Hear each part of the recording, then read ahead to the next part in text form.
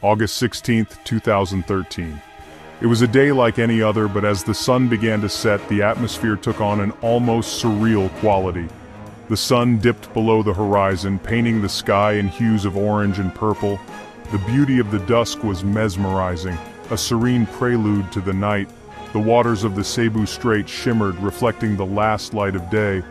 The gentle waves seemed to whisper secrets of the deep, as if forewarning the impending doom. Aboard the MV St. Thomas Aquinas, passengers prepared for the night, unaware of the tragedy that awaited them. Families gathered, friends chatted, and some found solace in the quiet moments of reflection.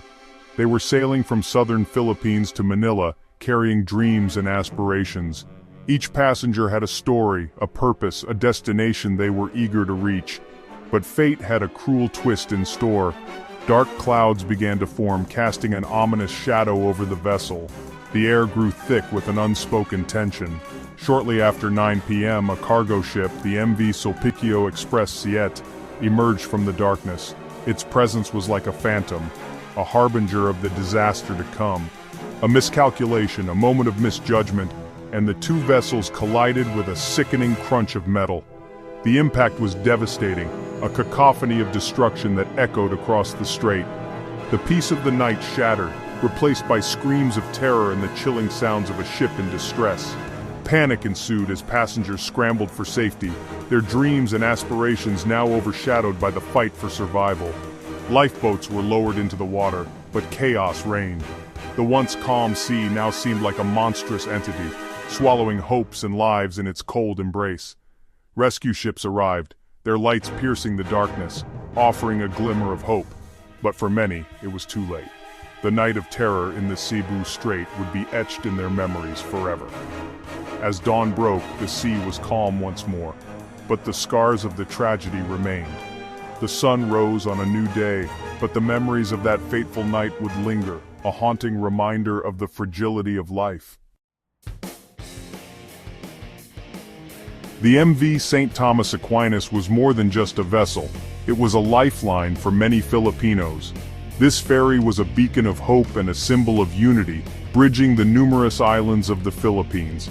It provided a crucial link for families, friends, and businesses, making the vast distances seem smaller and more manageable. Built in 1973, this passenger ferry connected communities, carrying people and goods across the vast Philippine archipelago. It was a marvel of engineering at the time, designed to withstand the challenges of the open sea while ensuring the comfort and safety of its passengers. The ferry's routes were lifelines, threading through the islands and bringing together a nation spread across the waters. It was a symbol of connection, its decks often bustling with life and laughter. Families reunited, friends shared stories, and strangers became acquaintances. The journey itself was an experience, with the gentle rocking of the boat and the endless horizon providing a backdrop for countless memories. The ferry was more than just a mode of transport, it was a floating community. In stark contrast, the MV Sulpicio Express Siete was a cargo ship, built in 1995. This vessel was designed for a different purpose, focusing on the transportation of goods rather than people. It was a robust and reliable workhorse, essential for the economic activities of the region. The cargo ship's journeys were less about human connection and more about the relentless march of commerce. This workhorse of the sea transported goods essential to the Philippine economy, its holds filled with the lifeblood of commerce. From food supplies to construction materials, the MV Sulpicio Express Siete carried everything needed to sustain and build communities. Its voyages were critical, ensuring that even the most remote islands received the supplies they needed to thrive. One carried people, the other cargo, but on that fateful night their paths tragically converged. The collision was a catastrophic event, a moment when the lifelines of human connection and economic necessity collided with devastating consequences. The tragedy underscored the delicate balance of maritime travel and the profound impact such events can have on countless lives. The collision occurred with terrifying speed. The bow of the Sulpicio Express Siete slammed into the starboard side of the St. Thomas Aquinas, tearing a gaping hole in its hull. The impact sent shockwaves through both vessels. On the St. Thomas Aquinas, lights flickered and died as seawater rushed in, trapping passengers in their cabins. Panic ensued as the horrifying reality set in. Their ship was sinking. The crew of the Sulpicio Express Siete, shaken but unharmed, watched in disbelief as the St. Thomas Aquinas rapidly began to list. As the St. Thomas Aquinas slipped beneath the waves, the cries for help pierced the night. Responding with courage and selflessness, local fishermen became the first on the scene. Their small wooden boats, ill-equipped for such a disaster, became beacons of hope in the darkness. Braving the chaos and fear, they pulled terrified survivors from the water, their rough hands offering comfort and strength. Soon, the Philippine Coast Guard arrived, along with the National Disaster Risk Reduction and Management Council. Their larger vessels and trained personnel joined the frantic effort, battling against time and the unforgiving sea. Despite the heroic efforts, the tragedy claimed many lives. The sea, unforgiving and relentless, showed no mercy that fateful night. The rescue teams, though brave and determined, faced insurmountable odds as they battled the elements to save as many as they could. Of the 831 passengers and crew aboard the St. Thomas Aquinas, 108 perished, their dreams swallowed by the sea. Each life lost represented a story cut short, a future that would never unfold. The ship, once a vessel of hope and adventure, became a watery grave for many. The frantic rescue operation was hampered by the darkness, the chaotic scene, and the lack of life jackets on many passengers. Rescuers, illuminated only by the faint glow of their flashlights, struggled to navigate the treacherous waters. The cries for help, mingled with the sound of the waves, created a haunting symphony of despair.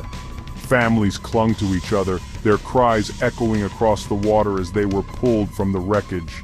In the midst of the chaos, moments of profound humanity emerged.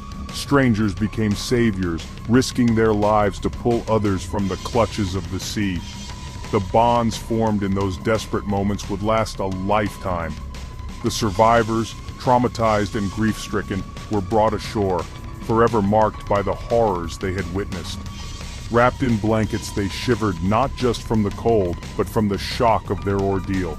Each survivor carried with them the weight of the tragedy, their eyes reflecting the pain and loss they had endured. The nation mourned, united in grief for the lives lost and the families torn apart. Memorial services were held, candles lit in remembrance of those who would never return. The tragedy of the St. Thomas Aquinas became a somber chapter in the nation's history, a reminder of the fragility of life and the enduring strength of the human spirit. Section 6. Searching for Answers. The Investigation. In the aftermath of the tragedy, a board of inquiry was convened to investigate the cause of the collision. Testimonies from survivors, crew members of both vessels, and maritime experts were scrutinized. The investigation revealed a series of errors and misjudgments that contributed to the disaster. The Sulpicio Express Siete, it was determined, had deviated from its designated course, placing it on a collision path with the St. Thomas Aquinas. Furthermore, communication failures and inadequate safety protocols aboard both vessels exacerbated the situation, turning a preventable accident into a catastrophe. Section 7. Sulpicio Lines, a history marred by tragedy. The sinking of the St. Thomas Aquinas was not the first tragedy to befall Sulpicio Lines, the owner of the Sulpicio Express Siete. The company had a history of maritime accidents, raising serious concerns about its safety practices and corporate responsibility. In 1987, their passenger ferry, the Dona Paz, collided with an oil tanker, resulting in the deadliest peacetime maritime disaster in history, claiming over 4,000 lives. This tragic pattern of accidents cast a long shadow over the company and its commitment to the safety of its passengers and crew. Section 8. Scars on the water. Environmental aftermath. The sinking of the St. Thomas Aquinas had a devastating impact on the marine environment. The ship, carrying over 200,000 liters of bunker fuel and 10,000 liters of diesel, leaked oil into the pristine waters of the Cebu Strait. The oil spill spread rapidly, coating miles of coastline, killing marine life, and jeopardizing the livelihoods of local communities that depended on the sea. The environmental damage was extensive, serving as a stark reminder of the fragile nature of our oceans and the long-term consequences of maritime accidents. Section 9. Lessons learned. Maritime safety in the Philippines. The tragic sinking of the St. Thomas Aquinas served as a wake-up call for the Philippines, a nation heavily reliant on sea transportation. It exposed the shortcomings in maritime safety regulations, enforcement, and the need for increased accountability within the shipping industry. In the aftermath, the government vowed to strengthen safety protocols, improve emergency response capabilities, and hold shipping companies accountable for negligence. The memory of the St. Thomas Aquinas and its victims serves as a constant reminder of the importance of prioritizing safety at sea and the human cost of complacency.